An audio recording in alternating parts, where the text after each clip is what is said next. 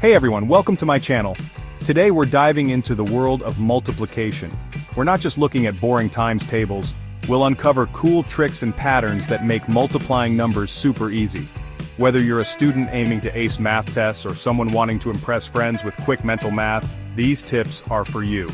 We'll explore fun ways to master multiplication from 1 to 10 and even learn strategies for bigger numbers. Let's dive in.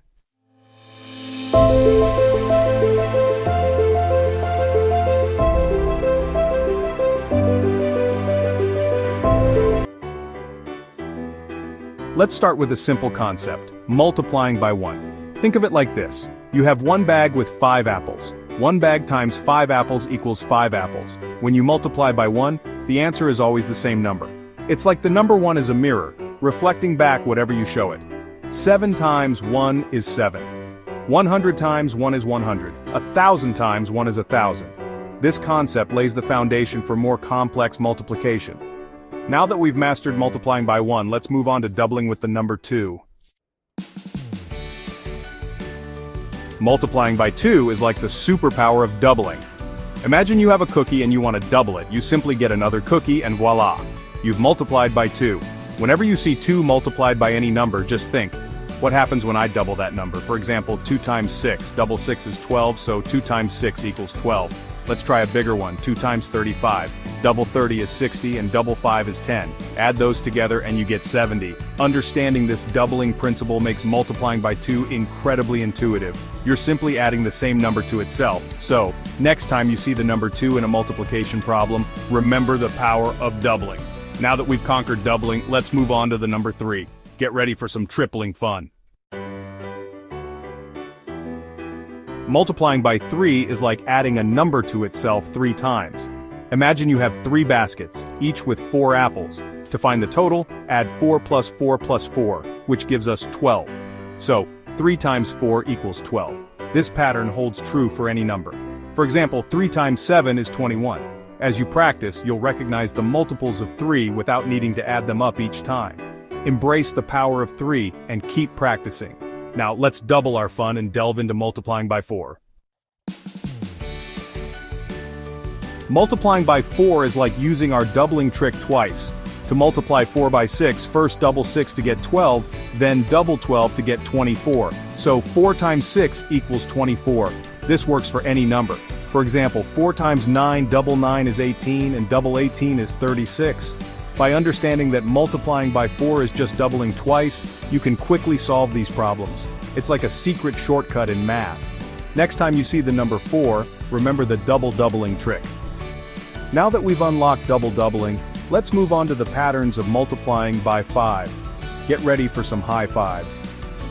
Multiplying by 5 is all about recognizing cool patterns. Multiplying by 5 is all about recognizing cool patterns. Any number multiplied by 5 will always end in either a 0 or a 5. For example, 4 times 5 equals 20, and 7 times 5 equals 35.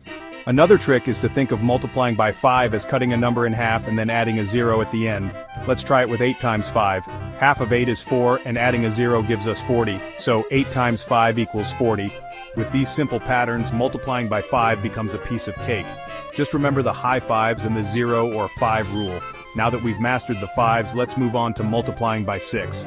Multiplying by 6 might seem daunting, but we have a secret weapon, the power of 3. Let's use that knowledge to conquer multiplication by 6.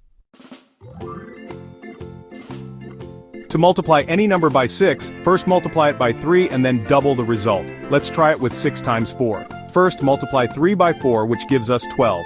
Then double 12, which gives us 24. So, 6 times 4 equals 24. This works for any number. For example, 6 times 9 first multiply 3 by 9, which equals 27. Then, double 27, which gives us 54. So, 6 times 9 equals 54. By breaking down multiplication by 6 into these two simple steps, it becomes much more manageable. Now that we've unlocked the secrets of 6, let's move on to the number 7. But fear not, we have some clever strategies to conquer the 7 times tables. Let's break it down and make it our friend. The number 7 is often considered tricky, but we can use a combination of strategies to conquer it. One method is to break down the problem into smaller parts. For example, 7 times 8 Break down 8 into 5 and 3. 7 times 5 is 35 and 7 times 3 is 21. Add 35 and 21 to get 56. Another strategy is to use doubling and halving. For example, 7 times 6 double 7 to get 14, and halve 6 to get 3. 14 times 3 equals 42, so 7 times 6 also equals 42.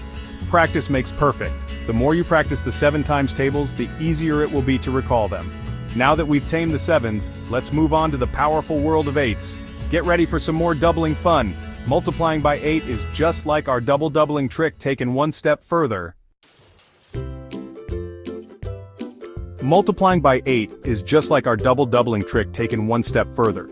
For example, 8 times 3 first, double 3 to get 6, then double 6 to get 12, and finally double 12 to get 24. So 8 times 3 equals 24. This works for any number. For example, 8 times 7, double 7 is 14, double 14 is 28, and double 28 is 56. So 8 times 7 equals 56. By understanding that multiplying by 8 is just doubling 3 times, you can quickly solve these problems. It's like having a superpower in your back pocket. Next time you encounter the mighty 8, remember the triple-double trick. Now let's move on to the fascinating world of 9s, where we'll discover some cool finger tricks. Get ready for some finger-wagging fun. Multiplying by 9 involves a cool trick you can do with your hands. Hold out both your hands with your palms facing up. Imagine your fingers are numbered from 1 to 10. To multiply 9 by 3, bend down your third finger. Count the fingers to the left, 2, and the fingers to the right, 7. The answer is 27. 9 times 3 equals 27. This trick works for any number from 1 to 10. Just bend down the finger that corresponds to the number you're multiplying by 9, and count the fingers on either side. The left side represents the 10's digit, and the right side represents the 1's digit. With this fun finger trick, multiplying by 9 becomes a breeze. Now let's move on to the grand finale, the number 10.